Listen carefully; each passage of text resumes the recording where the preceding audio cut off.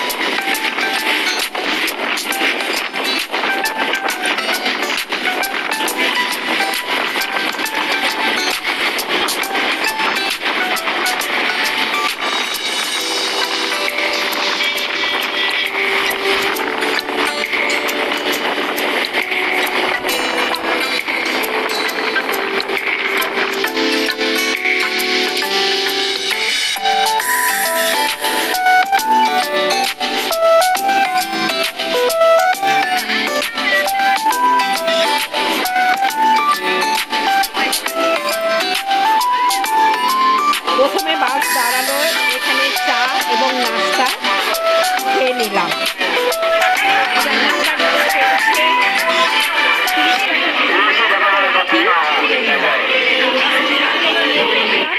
তারপর বাসে উঠে এসে আবার বাস চলা শুরু হলো এবং পেহেলগাঁওয়ে পৌঁছালো বেলা 3টে নাগাদ। তাই মেয়েদের লাইনটা তাড়াতাড়ি পেহেলগাঁও বেস ক্যাম্পে এবং টেন্ট ভাড়া নিয়ে সেখানে রাত্রি যাপনের জন্য আমাদের এই ব্যবস্থা। হ্যান্ডব্যাগ নিচে হলে 300 টাকা এবং ওপরে হলে ভেতরে প্রবেশ করলাম 530 টাকা। এই চেকিং যত সকাল সকাল করে নিতে পারবেন ততই ভালো। বাবা অমরনাথ গুহার উদ্দেশ্যে এই চন্দনবাড়ি থেকেই ট্রেকিং শুরু হয়। যারা ঘোড়ায় বা পালকি চড়ে যাচ্ছেন তারা পুরনো রাস্তা দিয়ে এবং পেহেলগাঁওয়ে ভান্ডারা রয়েছে প্রচুর, সেই ভান্ডারায় রাত্রে খাওয়া দাওয়া সেরে নিলাম। চন্দনবাড়ি খাওয়া দাওয়ার ব্যবস্থাও খুব ভালো ছিল। চড়াই রাস্তা, এখানে বিভিন্ন রকম খাবার ছেড়েছিলেন, তাই অনেক প্রদেশের ভান্ডারা সেখানে লাগিয়েছিল। এই রাস্তায় রাজস্থান, পাঞ্জাব, হরিয়ানা আরও কিছু দূর দিয়ে পেলাম জোজিবাল, যা দূরত্ব কিছু থেকে 6 কিলোমিটার চন্দনবাড়ির উদ্দেশ্যে। অবশেষে শেষ না। একটা কথা বলে রাখি, বাবা ভোলেনাথ যখন পার্বতী মাকে এই রাস্তা দিয়ে নিয়ে যাচ্ছিলেন, অনন্তনাগে বাবা অনন্তনাগেদের ছেড়েছিলেন এবং পেহেলগাঁওয়ে বাবা নিজের প্রিয় নন্দী মহারাজকে ওইখানে রেখে দিয়ে গিয়েছিলেন। পিসু টপে পিসু নামের এক ক্রীড়া ওনাকে ছেড়েছেন। তারপর আস্তে আস্তে মা পার্বতীকে নিয়ে বাবা এগিয়ে যান শেষনাগের উদ্দেশ্যে। এই রাস্তায় প্রাকৃতিক সৌন্দর্য খুব সুন্দর, প্রচুর ঝর্ণা, নদী এবং ভ্যালি দেখে মন জুড়িয়ে যাবে।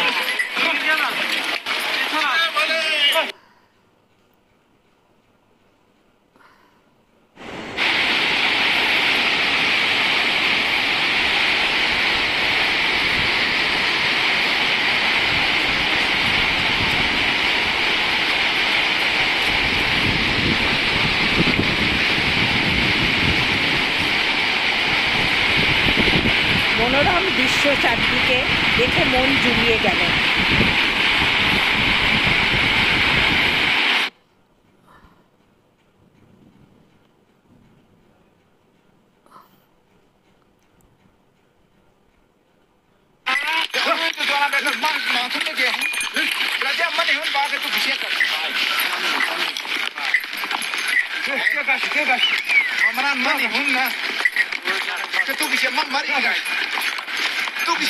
ঘোড়ার রাস্তা এবং মানুষের যাওয়ার রাস্তা আলাদা।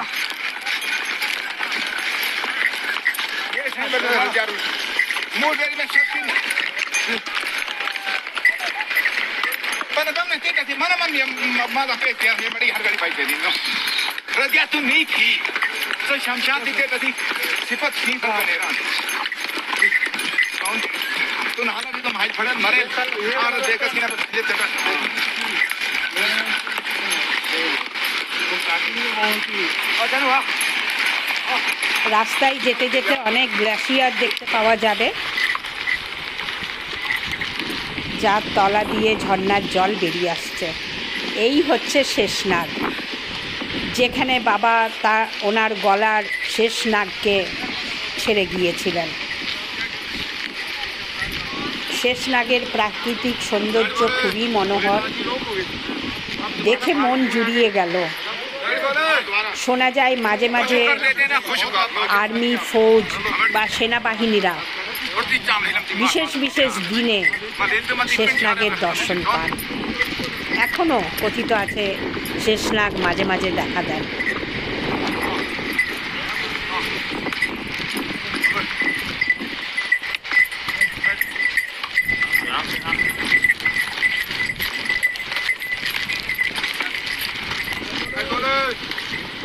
যদিও শেষনাগ থেকে আমরা এগিয়ে গেলাম পঞ্চতারণীর উদ্দেশ্যে, সেখানেই রাত্রি যাপন করব।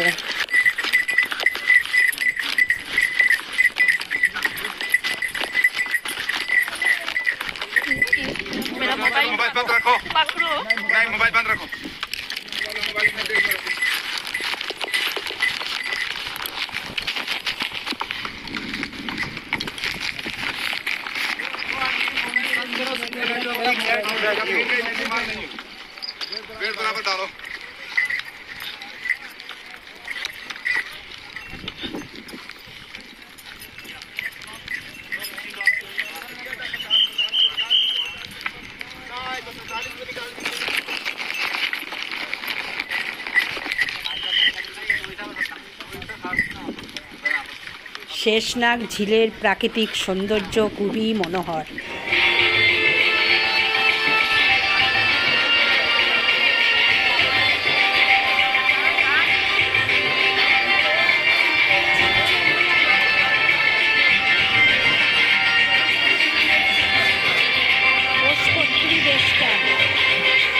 সেখানে আমরা দুপুরের খাবার খেয়ে নিলাম, বিভিন্ন রকম খাবার।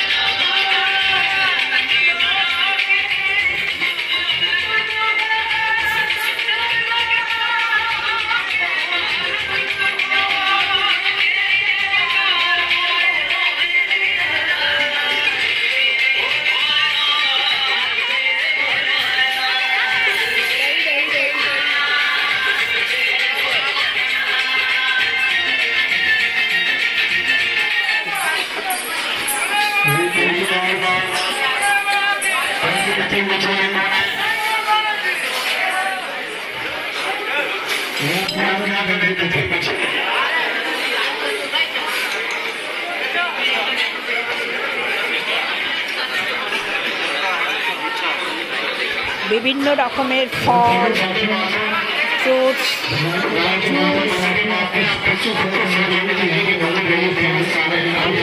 বলে শেষ করা যাবে না।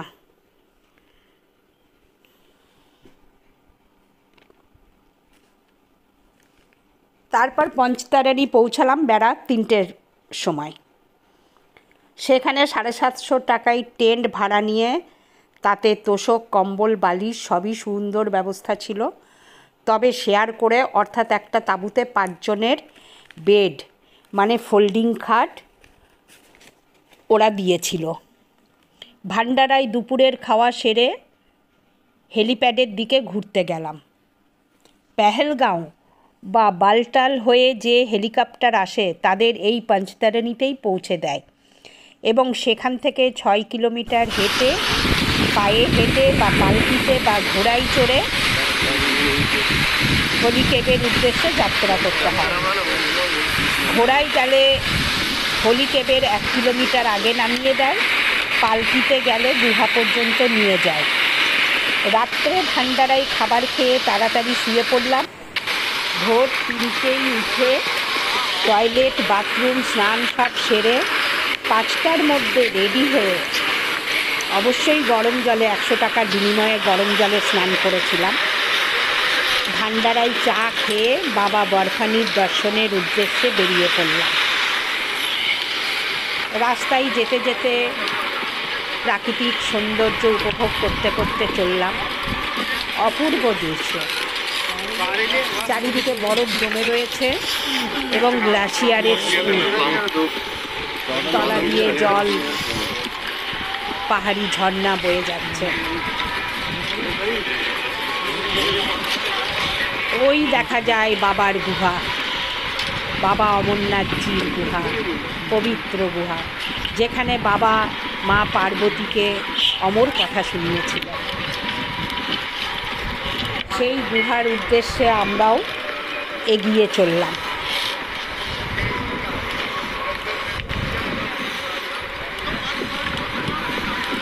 ওই দেখা যায় বাবার পবিত্র গুহা। যত সামনে এগিয়ে আসতে লাগলো, মনও পবিত্র, স্নিগ্ধ, শীতল হয়ে গেল।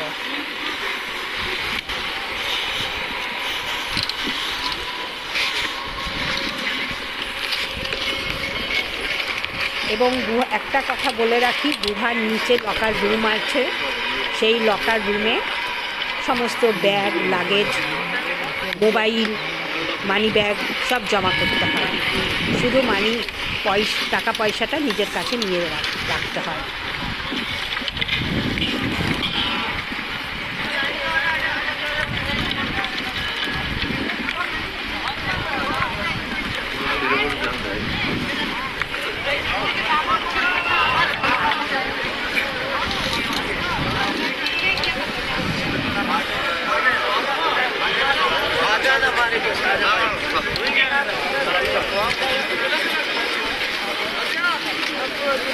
এইভাবে পালকিতে নিয়ে ওরা গুহার কাছ পর্যন্ত নিয়ে যায় পালকি করে।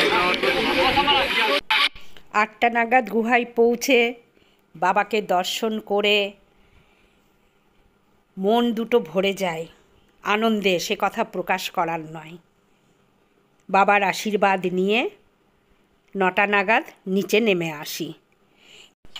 তারপর বালটালের উদ্দেশ্যে পাড়ি দিই এবং বালটালে নেমে আসি।